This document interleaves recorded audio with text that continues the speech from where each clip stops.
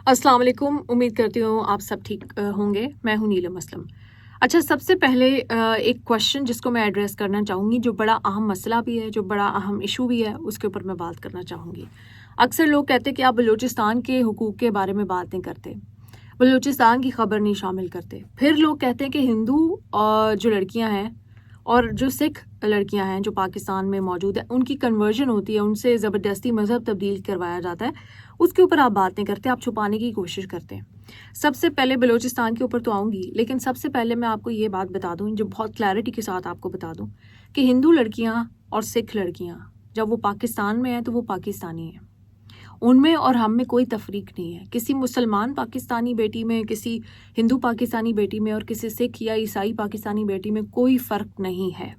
किसी को कोई इजाज़त नहीं दी जाएगी, ना दी जाती है, ना रियासत का कानून ऐसा है, ना गवर्नमेंट इस बात को सपोर्ट करती है, ना सोसाइटी इस बात को सपोर्ट करती है कि किसी मुसलमान लड़की का मज़हब तब्दील करवाया जाए, या मज़हब छोड़िए, फ़िक़्ह भी नहीं तब्दील कोई करवा सकता ज़बरदस्ती आपसे। ना किसी हिंदू लड़की का मज़हब तब्दील करवाया जाए, ना किसी सिख लड़की का मज़हब तब्दील करवाया जाए, और वो सब पाकिस्तान की बेटियां हैं। तो कोई ये इस भूल में मत रहे कि अगर किसी हिंदू लड़की पाकिस्तानी के साथ कोई प्रॉब्लम होती है तो इंडिया से किसी को बोलने की ज़रूरत है, या अगर कोई सिख पाकिस्तानी के साथ प्रॉब्लम है तो वो इंडिया से कोई बोलने आएगा। नहीं, पाकिस्तानी हम बैठे हैं, हम अपने बहन भाइयों, हिंदू बहन भाइयों, अपने सिख बहन भाइयों के लिए आवाज़ सबसे पहले, सबसे आगे बढ़ के खुद उठाएंगे। हमारे दरमियान कोई गैप और स्पेस नहीं है जैसे इंडिया में होती है। इंडिया तकसीम हुआ है, Pakistan is more secular than many so called secular countries.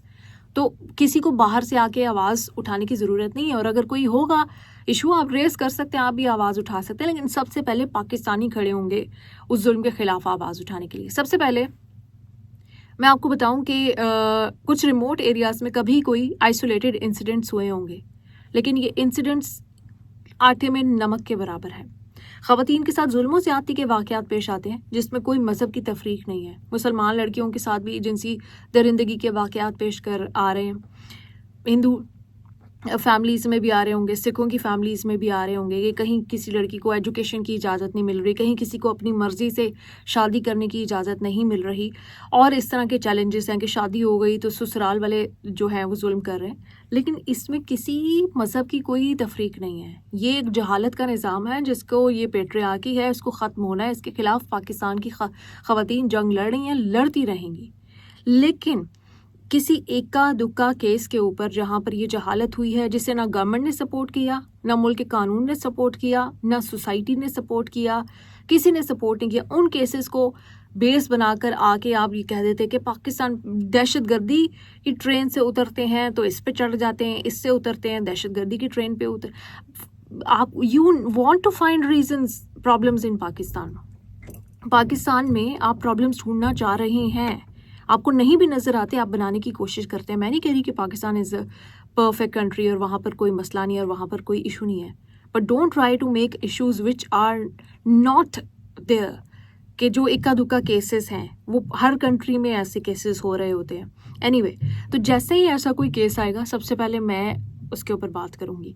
लेकिन अगर ऐसा कोई केस है नहीं है और सिर्फ किसी इन्फ्लुएंसर ने जनरली बात करते हुए कह दिया कि ऐसा होता है, और किसी और ने जनरल बातें नहीं चाहिए मुझे वो केस चाहिए, मुझे उसके ऊपर एविडेंस चाहिए, मुझे वो स्टैट्स चाहिए, मुझे वो नंबर्स चाहिए, और मुझे आपसे भी नहीं चाहिए होंगे। जब ऐसा कोई केस आएगा ना तो मैं खुद आपको बताऊंगी।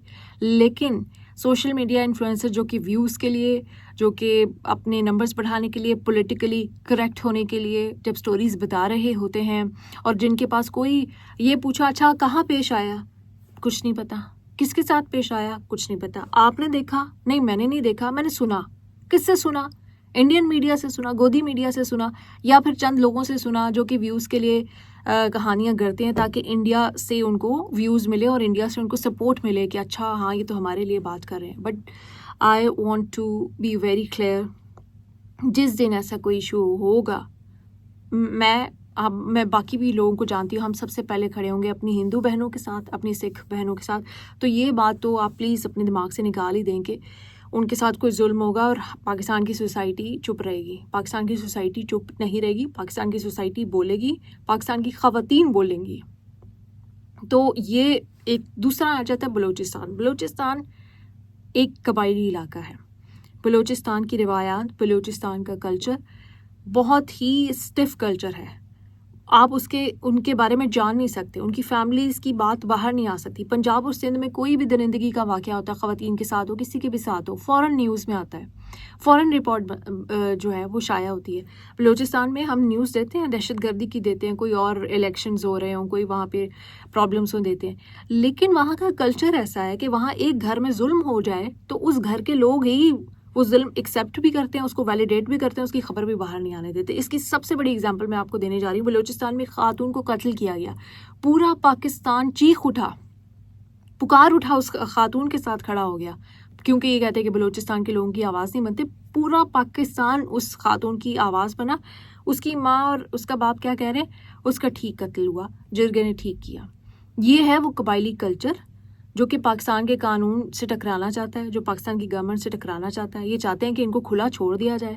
یہ اس طرح کی آزادی چاہتے ہیں کہ جس میں جہالت ہو، یہ اپنی خواتین کو مار دیں، یہ اپنی خواتین کو رون دیں، یہ کرپشن کریں، یہ جو چاہے کریں، یہ جنگل کا قانون بنائیں، یہ جرگے کریں، کسی قانون کو نہ مانیں. اس طرح کی آزادی ان کو دے دی جائے تو پھر سب ٹھیک ہے. یہ اس طرح کی آزادی چاہتے ہیں کہ بیٹیوں کو ماریں اور پھر ماں باپ ہی کہیں صحیح ہے، ایسی ٹھیک نہیں تھی، وہ ٹھیک تھی، وہ غلط تھی، وہ جیسی تھی، جیسا بھی کیریکٹر تھا. کس نے آپ کو رائٹ دیا کہ آپ اسے قتل کریں بے دردی سے؟ اور اس کے لیے آپ کو آزادی نہیں دی جائے گی، اور اس کے لیے آپ کو قانون کی پکڑ میں آنا پڑے گا. اس کے لیے آپ کو جو ہے وہ ریاست اور اسٹیٹ کے قانون کا سامنا کرنا پڑے گا. چاہے ان کے پولیٹیشنز ہیں بلوچستان میں، چاہے ان کے عام لوگ ہیں، چاہے ان کے وڈیرے ہیں، جو بھی ہے، سب ایک دوسرے پہ وائٹ واش کرنے لگے ہوئے ہیں، پردہ ڈالنے لگے ہوئے ہیں کہ نہیں وہ تو لڑکی کی وہ شادی ہوئی تھی، تو وہ ان کی شادی تو نہیں ہوئی تھی، تو وہ پسند تو نہیں کرتے تھے. تو whatever the angle is, whatever the story is, اس کا قتل کیوں کیا؟ آپ نے آرڈر کیسے دیا؟ نہ آپ قانون، نہ آپ عدالت، نہ آپ جوڈیشری. کون ہیں آپ فیصلے کرنے والے؟